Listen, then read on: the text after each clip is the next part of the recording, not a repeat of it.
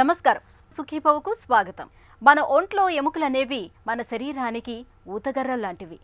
మన ఎముకలు మంచి చేవగా దృఢంగా ఉంటేనే మన శరీరము దృఢంగా బలంగా ఉంటుంది. ఎముకలు బలహీనమైతే పెళుసులుగా మారిపోతే చిన్న చిన్న కుదుపులకు దెబ్బలకు సైతం చిటుక్కున విరిగిపోతూ ఉంటే మొత్తంగా మన ఆరోగ్యమే ప్రమాదంలో పడుతుంది. ఆస్టియోపొరాసిస్ బారిన పడ్డప్పుడు ఎముకలు ఇలాగే మెత్తగా పెడుసుబారిపోతూ ఉంటాయి. మెనోపాజ్ దాటిన మహిళలకు ఎముకలు గుల్లబారిపోయే ముప్పు మరింత అధికంగా ఉంటుంది. జీవకర్రల్లాంటి ఎముకల్ని గుల్లగా మార్చే ఆస్టియోపొరాసిస్ జబ్బుకు కారణాలు, పరిష్కార మార్గాల గురించి ఇప్పుడు తెలుసుకుందాం.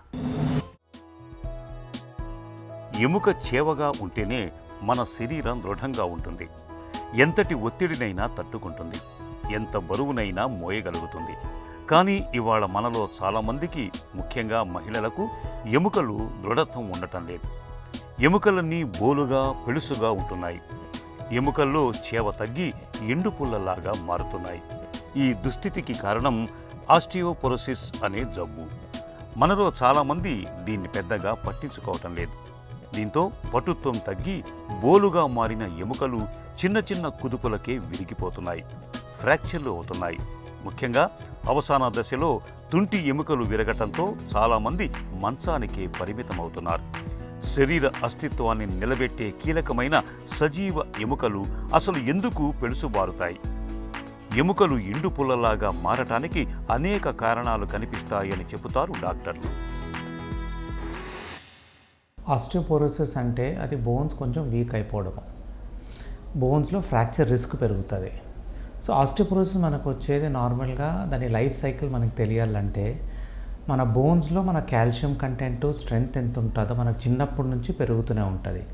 సో మనకు ఏజ్ ఆఫ్ 5-10 ఇయర్స్ నుంచి బోన్లో కాల్షియం డిపాజిట్ అవుతుంటుంది. సో కాల్షియం డిపాజిట్ అయ్యే కొద్దీ టిల్ ద ఏజ్ ఆఫ్ 20 వరకు పీక్ బోన్ మాస్ అచీవ్ అవుతారు. అంటే మ్యాక్సిమం బోన్స్ 20, 30, 40లో ఉంటాయి. సో అంతవరకు మనకు స్ట్రెంగ్త్ రావాలంటే చిన్నప్పటి నుంచి మన కాల్షియం డైట్ అవన్నీ తీసుకుంటే peak bone mass, bone strength అంతా వస్తుంది. నా ఆఫ్టర్ ద ఏజ్ ఆఫ్ 40 మనకు బోన్లో ఎంత కాల్షియం ఉందో స్లోగా మెనపాజ్ అయిన తర్వాత లేడీస్లోనూ, మెన్లో 50 తర్వాత కాల్షియం తగ్గుతూ పోతుంది, బోన్స్ వీక్ అయిపోతూ ఉంటాయి. దీనికి ఏమైనా సిమ్టమ్స్ అయితే ఏమి ఉండవండి. దీన్ని సైలెంట్ డిజీజ్ అంటారు. సో ఆస్టియోపోరోసిస్ చాలా ఇంపార్టెంట్ అని తెలుసుకునేకి, దాన్ని కంట్రోల్ చేసేది, దాన్ని ట్రీట్ చేసేది. బికాజ్ అంటిల్ మనకు ఫ్రాక్చర్ ఓల్డ్ ఏజ్లో వచ్చేంత వరకు మనకు ఆస్టియోపోరోసిస్ ఉందని మనకు తెలియదు.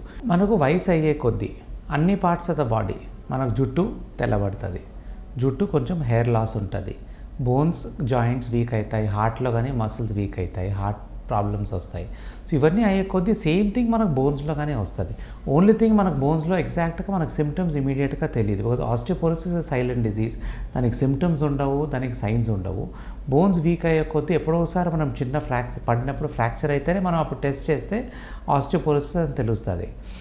సో మనకు డిజీజ్ని మనం సిమ్టమ్స్ అంతా లేనప్పుడు మన దాని ఎక్కువ ప్రాబ్లం వస్తున్నది మనం తెలియలేదు, మనకు తెలియదు. సో ఎర్లియర్ స్టేజెస్లో నుంచే మనం దాన్ని కంట్రోల్ చేసుకుంటే చాలా మటుకు దాన్ని మనము లేట్ వరకు మనం దాన్ని సేవ్ చేసుకోవచ్చు, ప్రాబ్లం సివియర్ రాకుండా ప్రివెంట్ చేయవచ్చు.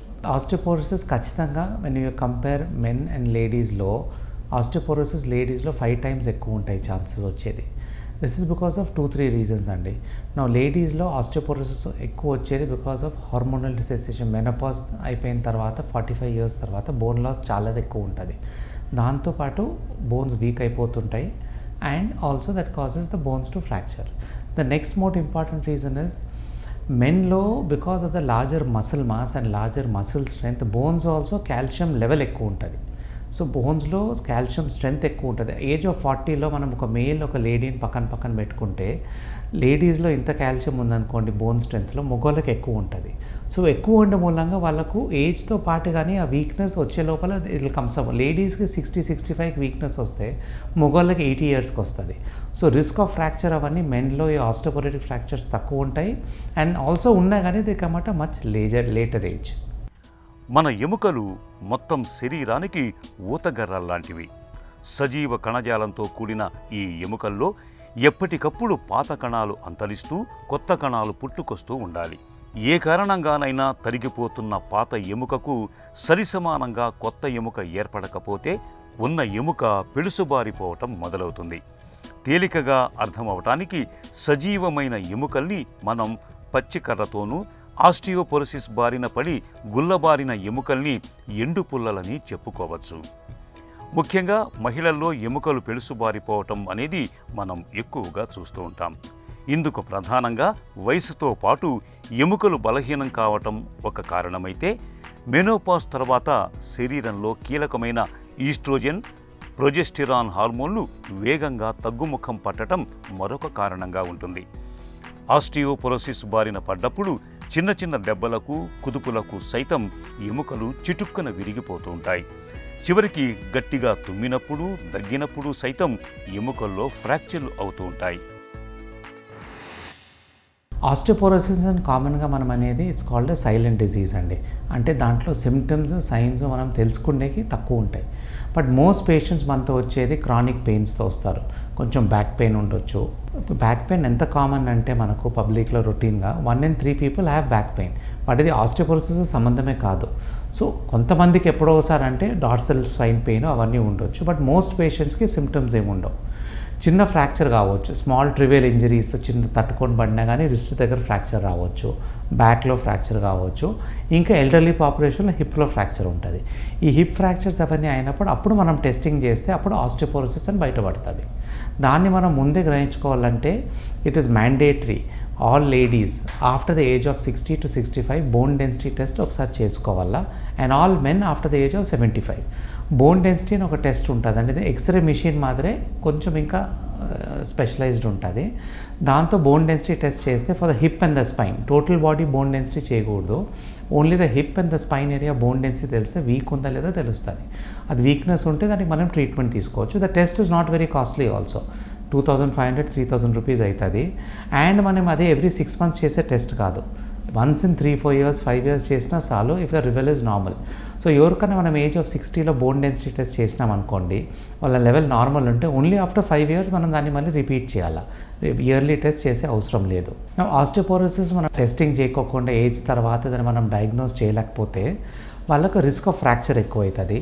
The chances of getting bedridden after surgery after fracture also high ఉంటుంది. మీరు చాలామందిని చూస్తారు, లేడీస్ ఒక ఏజ్ తర్వాత బ్యాక్ కొంచెం బెండ్ అయిపోతుంది, గూన్ వస్తుంది. అది ఫార్వర్డ్ బెండింగ్, అది ఆస్టియోపోరోసిస్తోనే. ఏమవుతుందంటే బ్యాక్లో మల్టిపుల్ లెవెల్స్లో వర్టిబ్రా ఉంటాయి, అంటే బోన్స్ ఉంటాయి. ఆ బోన్స్ స్లోగా మైక్రో ఫ్రాక్చర్, అంటే మనకు తెలియకోకుండానే దాన్ని ఫ్రాక్చర్ అయ్యి స్లోగా కంప్రెస్ అయ్యి చిన్నగా అయిపోతాయి అండ్ బెండ్ వస్తుంది.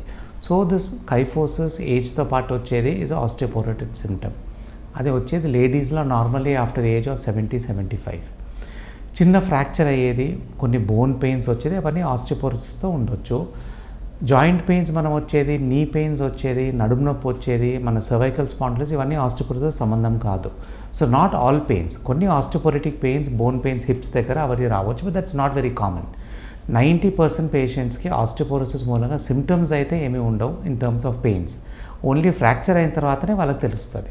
ఆస్టియోపోరోసిస్ వ్యాధితో ఉన్న పెద్ద చిక్కేమిటంటే ఎముకలు పూర్తిగా బోలిగా మారిపోయి గుల్లగా మారే వరకు బయటపడుతూ, జబ్బును గుర్తించేసరికల్లా ఎముకలు పూర్తిగా పెలుసుబారిపోతూ ఉంటాయి. అయితే కొన్ని అనుమానిత లక్షణాలను పసిగట్టడం ద్వారా ఆస్టియోపోరోసిస్ను మనం ముందుగానే గుర్తించవచ్చు. మన ఒంట్లో జీవగర్ర లాంటి ఎముకల్ని డొల్లగా మార్చే ఆస్టియోపోరోసిస్ను ముందుగానే ఎలా గుర్తించవచ్చో ఇప్పుడు తెలుసుకుందాం. మనం ఎముకలు ఎప్పుడూ ఒకేలా ఉంటాయని అనుకుంటాం, కానీ అది నిజం కాదు. ఒకవైపు ఎముక క్షీణతకు గురవుతూ ఉంటే మరోవైపు కొత్తగా ఎముక నిర్మాణం జరుగుతూ ఉంటుంది. మన ఎముకల్లో ఈ జీవ ప్రక్రియ నిరంతరం జరుగుతూ ఉంటుంది. ఈ ప్రక్రియ సమతౌల్యంగా సాగుతున్నంతకాలం మన ఎముకలు దృఢంగా, ఆరోగ్యంగా ఉంటాయి. ఈ సమతౌల్యం లోపించినప్పుడు ఎముకలు గుల్లబారటం మొదలవుతుంది. ప్రధానంగా మహిళల్లో అది కూడా నెలసరి నిలిచిపోయే దశ, అంటే మెనోపాజ్లో ఈ ఎముకల బోలు వ్యాధి ఎక్కువగా కనిపిస్తుంది. ఈస్ట్రోజన్ హార్మోన్ తగ్గిపోవడంతో ఎముకలు పెళుసుబారుతూ ఉంటాయి. సాధారణంగా మనమంతా గుండె జబ్బులు, క్యాన్సర్ల గురించి భయపడుతూ ఉంటాం, ఆందోళన చెందుతూ ఉంటాం. కానీ ఆస్టియోపోరోసిస్ గురించి పెద్దగా పట్టించుకోం. కానీ 65 ఏళ్లు దాటిన మహిళల్లో 85% మందిలో ఎముకలు గుల్లబారి ఉంటున్నాయని చెబుతారు డాక్టర్లు. ఆస్టియోపోరోసిస్ ఎవరికి వస్తుంది? మెన్కి వస్తుందా, లేడీస్కి వస్తుందా? It is more common in ladies compared to men. So 5 to 6 times more common లేడీస్లో. ఏమవుతుందంటే మనకు peak bone mass because of bone hormones అవన్నీ ఉండే కొద్దీ పీక్ బోన్ మాస్ మెన్లో ఎక్కువ ఉంటుంది. So other the age of 40 ఒక లేడీ ఒక మెన్ని పక్కన పెట్టుకుంటే మగోళ్ళలో బోన్ మాస్ ఎక్కువ ఉంటుంది. సో వాళ్ళకు బోన్ మాస్ తగ్గిపోయినా కానీ బై ద ఏజ్ ఆఫ్ 70 వాళ్ళకి అంత బ్యాడ్ ఉంటుంది లేడీస్తో కంపేర్ చేస్తే. లేడీస్కి మనకు అనుకుండేది బోన్ మాస్ తక్కువ ఉంటుంది. అండ్ ఆల్సో ఆఫ్టర్ మెనపాజ్, నార్మల్గా మనకు మెనపాజ్ వచ్చేది ఎనీవేర్ బిట్వీన్ దట్ 40 to 50లో, నార్మలీ 45-50లో వస్తుంది. సో మెనపాజ్ అయిన తర్వాత బోన్ లాస్ చాలా ఎక్కువ అయిపోతుంది. So it's very important that మనం ఎర్లీ స్టేజెస్లోనే టెస్ట్లు చేసుకొని అనవసరంగా హిస్టెక్టమీ, ఓవరీస్ దాన్ని మనం సర్జరీస్ చేసుకొని సర్జికల్ మెనపాజ్ అంటాం, ముందే సర్జరీ చేసుకొని మెనపాజ్ అయితే బోన్ లాస్ చాలా ఎక్కువ అవుతుంది. అంతే ఎంతవరకైనా మనం కన్జర్వేటివ్ ట్రీట్మెంట్ తీసుకొని హిస్టెక్టమీ, ఓఫరెక్టమీ చేసుకోకూడదు. అండ్ మనం యాక్టివ్ లైఫ్ స్టైల్ లీడ్ కావాలి. ఇన్వెస్టిగేషన్స్ మనం ఆస్టియోపోరోసిస్ ఉండే పేషెంట్స్కి the basic investigation is bone density అని ఒక టెస్ట్ ఉంటుంది. Cost around 3,000 rupees. సిటీలో చాలా సెంటర్స్లో చేస్తుంటారు. You do a bone scan for the hip and the spine. దీంతో మనకు ఎగ్జాక్ట్గా మనకు osteoporosis levels, bone strength levels ఎంత ఉంది తెలుస్తుంది. సో దీన్ని బట్టి ఈ రిపోర్ట్ చూసిన తర్వాత మనం calcium test, vitamin D test, parathormone, వేరే ఏమైనా టెస్టులు చేయాలంటే చేసుకోవచ్చు. నార్మల్ ఎక్స్రేలో it is little difficult to diagnose osteoporosis, but డెఫినెట్గా మనకు ఐడియా వస్తుంది. సో రొటీన్గా ఏమైనా మనం వేరే టెస్ట్ చేసేటప్పుడు బ్యాక్ పెయిన్, హిప్ పెయిన్స్ ఏమైనా ఉన్నప్పుడు ఎక్స్రే తీస్తే doctor can have a suspicion of osteoporosis, కానీ అది ఫైనల్ టెస్ట్ కాదు. ఎప్పుడైనా కానీ బోన్ డెన్సిటీ టెస్ట్ ఒకసారి చేయాల్సి వస్తుంది. ఆస్టియోపోరోసిస్ పర్సే మనకు డయాగ్నోస్ అయిన తర్వాత దాన్ని మనం లెవెల్స్ చూసుకోవాలండి. ఎనీ బోన్ డెన్సిటీ రిపోర్ట్లో 3 రిపోర్ట్స్ వస్తాయి. 1 is normal, 1 is osteopenia, 1 is osteoporosis. అది లెవెల్ బట్టి ఒక రిపోర్ట్ వస్తుంది. నార్మల్ ఉంటే ఏజ్ ఆఫ్ 50-60 పైన లేడీస్ ఉంటే only calcium supplementation and vitamin D supplements తీసుకోవచ్చు. ఆస్టియోపీనియా అంటే మధ్యలో ఉంది, it's not reach osteoporosis, but bones weak ఉన్నాయి, ఇంకా ట్రీట్మెంట్ ఇకపోతే ఫ్యూచర్లో ఆస్టియోపోరోసిస్ వస్తుంది. ఇలాంటి వాళ్ళకి కానీ కాల్షియం, విటమిన్ డి సప్లిమెంట్స్ ఇవ్వచ్చు. అండ్ వాళ్ళకి ఏమైనా ఫ్రాక్చర్ అయింటే అప్పుడు ఆస్టియోపోరోసిస్ ట్రీట్మెంట్ ఈ ఎర్లీ గ్రూప్లోనే మనం స్టార్ట్ చేయాలి. నార్మల్గా ఆస్టియోపోరోసిస్ ఇచ్చే ట్రీట్మెంట్ మనం ఆస్టియోపీనియా అంటే వీక్ ఉండే వాళ్ళకి కానీ ఇవ్వాలి if they had a fracture. So now coming to the osteoporosis group, అదంటే బోన్ వీక్ ఉండే వాళ్ళకి మనం ట్రీట్మెంట్ ఎలా ఇస్తాం. It is not only medical treatment అండి, lot of it is lifestyle change, general diet and exercise. Now it is very very important. మనకు bone strong ఉండాలంటే చిన్నప్పటి నుంచి మన డయట్లో ప్రాసెస్ ఫుడ్ ఉండకూడదు, కాల్షియం రిచ్ ఉండాలి. నా చిన్నపిల్లలకు కానీ at the age of adolescent, teenage, ఇప్పుడు చాలామంది ఓన్లీ చదువు మీద ధ్యానం చేస్తున్నారు, స్పోర్ట్స్ లేదు, డయట్ లేదు. సో డయట్ మీద కాల్షియం రిచ్ డయట్ ఉండాలా. బికాజ్ మనకు పీక్ బోన్ మాస్ బాగుంటే at the age of 40, that childhood నుంచి డెవలప్ అయ్యేది, అప్పుడు మనకు బోన్ లాస్ తక్కువ ఉండి ఏజ్లో కానీ ఆస్టియోపోరోసిస్ రాదు. ఆస్టియోపోరోసిస్ వ్యాధి లక్షణాలు ప్రారంభంలో ఏమీ కనిపించవు, కానీ ఎముకలు లోపల క్షీణిస్తూనే ఉంటాయి. ఎప్పుడో సమస్య మరీ తీవ్రమై ఎముకలు విరిగిపోయినప్పుడు కానీ ఆ విషయం స్ఫురణకు రాదు. శారీరక శ్రమ లేకపోవటం, అతిగా మద్యపానం చేయటం, పొగ తాగటం వంటివి ఆస్టియోపోరోసిస్ రావటానికి గల కారణాల్లో కొన్ని. ఇవే కాకుండా నూనె, మసాలాలు, విరివిగా వాడే ఆహార పదార్థాలు, దీర్ఘకాలికంగా మందులు వాడటం, రుమటాయిడ్ ఆర్థరైటిస్ వంటి కీళ్ల నొప్పుల కారణంగా చాలా రోజులుగా స్టెరాయిడ్లు వాడుతూ ఉండటం, మూర్ఛరోగం మందులు కూడా ఎముకలు గుల్లబారిపోయేలా చేస్తూ ఉంటాయి.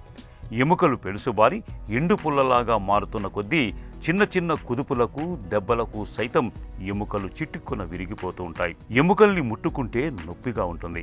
ముఖ్యంగా నడుము నొప్పి అనేది ఒక పెద్ద సమస్యగా మారుతూ ఉంటుంది. సో మెడిసిన్స్ చాలా రకాలు ఉంటాయి depending on the stage of the disease. From daily injections, కొన్ని injections weekly once in year ఇస్తాము, కొన్ని వన్స్ ఇన్ 6 months ఇస్తాము, కొన్ని వీక్లీ వన్స్ ట్యాబ్లెట్స్ ఉంటాయి. So various regimens of treatments ఉంటాయి.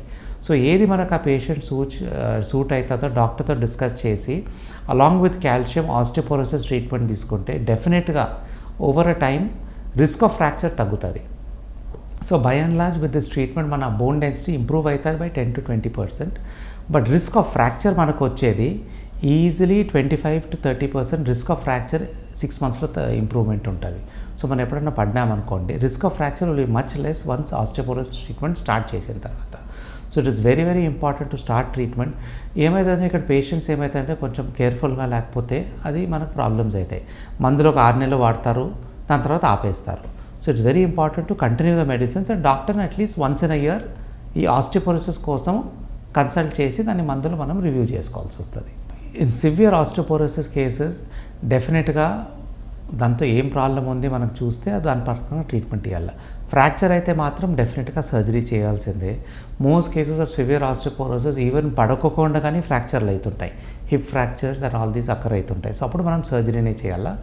దాని తర్వాత వాళ్ళని ఇమీడియట్గా నడిపించేది, ఎట్లా రీహాబిలిటేట్ చేయాలా, ఫిజియోథెరపీ చేయాలా చాలా ఇంపార్టెంట్. వాళ్ళు ఒకటి దగ్గర ఉండి పండుకొని ఉంటే ఎప్పుడు ఇంప్రూవ్ కారు. దీంతో పాటు హార్మోనల్ ఇంజెక్షన్స్ వచ్చినాయి, పారాథార్మోన్ అని, విచ్ వి గివ్ డైలీ. ఆ డైలీ ఇంజెక్షన్స్ ఫర్ అంటూ 18 months to 2 years తీసుకుంటే ఇంప్రూవ్మెంట్ సిగ్నిఫికెంట్గా ఉంటుంది. Risk of fracture also by 60% తగ్గుతుంది after taking it for 18 months and also bone strength also improve అయ్యింది. ఎముకల్ని గుల్ల చేసే ఆస్టియోపొరాసిస్ జబ్బును ఎంత త్వరగా గుర్తించి అంత త్వరగా చికిత్స మొదలుపెట్టాలి. ఆలస్యం అవుతున్న కొద్దీ ఎముకలు పూర్తిగా పెలుసుబారిపోతాయి.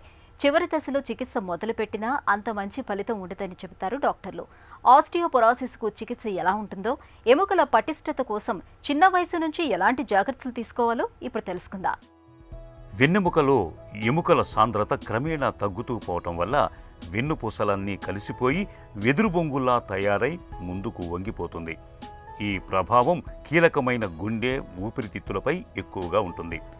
ఎముకలు బోలుగా మారటాన్ని మనం ఎక్స్రే సాయంతో గుర్తించటం కష్టం. బాగా ముదిరిపోయిన తర్వాతే ఎముకలు పెలుసుబారినట్లు మనకు ఎక్స్రేలో తెలుస్తుంది. అయితే డెక్సా స్కానింగ్, బోన్ డెన్సిటీ పరీక్షల సాయంతో ఎముకలు పెలుసుబారటాన్ని డాక్టర్లు ఇప్పుడు తేలికగానే గుర్తించగలుగుతున్నారు. బోన్ డెన్సిటీ స్కాన్ పరీక్షలో ఎముకలు ఎంత మేరకు గుల్లబారాయన్న విషయాన్ని నిర్ధారించుకొని తదనుగుణంగా డాక్టర్ సలహా మేరకు కాల్షియం, విటమిన్ డి సప్లిమెంట్లను మొదలుపెట్టడం మంచిది. కొన్ని రకాల మందులు కూడా బాగా పనిచేస్తాయి. ఎముకలు ఎండు పుల్లలాగా మారాయని తెలిసిన తర్వాత మనలో చాలామంది కాల్షియం సప్లిమెంట్లను వాడటం మొదలు పెడుతూ ఉంటారు. నిజానికి ఈ సప్లిమెంట్లతో ఫలితం అంతంత మాత్రమే అంటారు నిపుణులు. Sunlight exposure, vitamin D supplements, calcium supplements and brisk walking అన్నీ చేస్తే డెఫినెట్గా కొంచెం బెటర్ ఉంటుంది. బట్ దీంతో పాటు మనం ఎంత కాల్షియం మనం డయట్లో తీసుకున్నా అది బోన్లో వెళ్ళిపోవాలని చెప్పి రూల్ లేదు. అది బోన్లో చేరేకి we need to give other medicines called bisphosphonates, calcitonin and teriparatide or parathormone injections అన్నీ ఇవ్వాలి. Or yearly once zoledronic acid injections వస్తాయి. ఈ ట్రీట్మెంట్ ఫర్ ఆస్టియోపోరోసిస్ ఇస్తేనే మనం తీసుకునే కాల్షియం బాడీలో అబ్జర్వ్ అయ్యి బోన్లో పోయి కూర్చుంటుంది. అవి తీసుకోకపోతే ఓన్లీ 50% పోతుంది and it will not be as effective. So osteoporosis ఉన్న వాళ్ళకి besides calcium and vitamin D వేరే ట్యాబ్లెట్స్ ఖచ్చితంగా వేసుకోవాల్సిందే. డయట్లో ప్రోటీన్ ఇంప్రూవ్ చేయాలా, కాఫీ ఇంటేక్ తగ్గించుకోవాలా, ఎరేటెడ్ డ్రింక్స్ మన కోకోకోలా, డైట్ కోక్స్ అవన్నీ అవాయిడ్ చేయాలా, డయట్లో కాల్షియం ఉండాలి అండ్ బ్రిస్క్ వాకింగ్ ఉండాల్సిందే. ఆస్టియోపోరోసిస్ డెఫినెట్గా ఎస్టాబ్లిష్ అయిన పేషెంట్స్ అయితే హై ఇంపాక్ట్ యాక్టివిటీ చేయకూడదు. అంటే రన్నింగ్, జంపింగ్ సివియర్ ఆస్టియోపోరోసిస్లో వద్దు. మైల్డ్ టు మోడరేట్ ఆస్టియోపోరోసిస్ చేయవచ్చు. Brisk walking is very very important and also doing light weights. So walking ఒకటే కాదు, light weights, upper body weights, lower body weight bearing exercises చేస్తే important. మనం అనుకుంటాం yoga is good, but yoga is only thing which is not totally weight bearing, but that will also help. But brisk walking is important. డయట్లో calcium ఉండాలా and sunlight exposure at least for 5 days a week, 4 days a week for 15-20 minutes a day ఉండాల్సిందే. So it's very very important. Children from the age of teenage everyday physical activity, exercise ఉండాల్సిందే. వాళ్ళ డయట్లో milk, curds, dairy products అవన్నీ ఉంటే calcium rich source ఉంటుంది. అది వీలు కాకపోతే డైటీషియన్ని కలిసి అదర్ కాల్షియం సోర్సెస్ తీసుకోవచ్చు, బట్ ట్యాబ్లెట్స్ అవసరం లేదు. సో యంగ్ ఏజ్ నుంచి అవన్నీ తీసుకొని టిల్ ఏజ్ ఆఫ్ 40-50 ఉన్నప్పుడు యాక్టివ్ లైఫ్ స్టైల్ ఉంటే ఆస్టియోపోరోసిస్ లేటర్ ఆన్ వచ్చే ఛాన్స్ తక్కువ. నా వన్స్ ఆస్టియోపోరోసిస్ సెట్ అయిన తర్వాత ఎక్సర్సైజెస్, కాల్షియం సప్లిమెంట్స్ వేసుకోవాల్సిందే. ఎక్సర్సైజ్ చేయాలా అండ్ ఆల్సో మన డయట్లో మనం ఒక ఏజ్ ఆఫ్ 50 తర్వాత requirement of calcium is more అండి. సో ఆ రిక్వైర్మెంట్ మన డైరెక్ట్ రిక్వైర్మెంట్లో రాదు. సో సప్లిమెంట్స్ ఖచ్చితంగా వేసుకోవాలి. ఒక ట్యాబ్లెట్ వేసుకుంటామా, 2 tablets వేసుకుంటామా, డాక్టర్తో సంప్రదించి కనుక్కొని తీసుకోవాలి. మన శరీరానికి జీవగర్రల్లాంటి ఎముకల్ని ఎండు పుల్లలుగా మార్చేసి మలివయసు జీవనాన్ని దుర్భరంగా మార్చే ఆస్టియోపోరోసిస్ వ్యాధిని కేవలం 2 జాగ్రత్తలు తీసుకోవటం ద్వారా చాలా వరకు నివారించుకోవచ్చు. ఇందుకు మనం చేయాల్సిందల్లా చిన్న వయసు నుంచే వ్యాయామాన్ని ఒక అలవాటుగా మార్చుకోవటం, పాలు పాల పదార్థాల్ని ప్రతినిత్యం తీసుకోవటం, ముఖ్యంగా అమ్మాయిలు చిన్న వయసు నుంచే స్కిప్పింగ్ వంటి వ్యాయామాల్ని సాధన చేయటం, రోజుకు కనీసం 1 గ్లాసుడు పాలను తప్పనిసరిగా తాగటం ద్వారా ఎముకల్ని పటిష్టంగా ఉంచుకోవచ్చు. అలాగే ఉదయం కానీ సాయంత్రం కానీ కాసేపు నీరెండకు నిలబడటం వల్ల ఎముకలకు అత్యావశ్యకమైన విటమిన్ డి పుష్కలంగా లభిస్తుంది. ఇలా ఆహార వ్యాయామాల విషయంలో ప్రత్యేక జాగ్రత్తలు తీసుకోవటం ద్వారా ఎముకల బోలు వ్యాధికి ఆదిలోనే చక్కగా అడ్డుకట్ట వేయచ్చు. మన ఎముకల్ని పటిష్టంగా చక్కటి ఆరోగ్యంతో ఉంచుకోవచ్చు. మలి వయసులో మహిళల పాలిట పెనుశాపంలా పరిణమించే ఆస్టియోపొరాసిస్ను నివారించుకోవటం అన్నది పూర్తిగా మన చేతుల్లోనే ఉంది. చిన్న వయసు నుంచి పాలు పదార్థాల్ని ఆహారంలో ఒక భాగంగా చేసుకోవటం, రోజు కాసేపైనా ఎండలో నిలబడటం, అవసరమైతే కాల్షియం సప్లిమెంట్లను వాడుకోవటం ద్వారా ఎముకల్ని బోలుగా మార్చే ఆస్టియోపొరాసిస్ జబ్బును మనం చాలా వరకు నివారించుకోవచ్చు.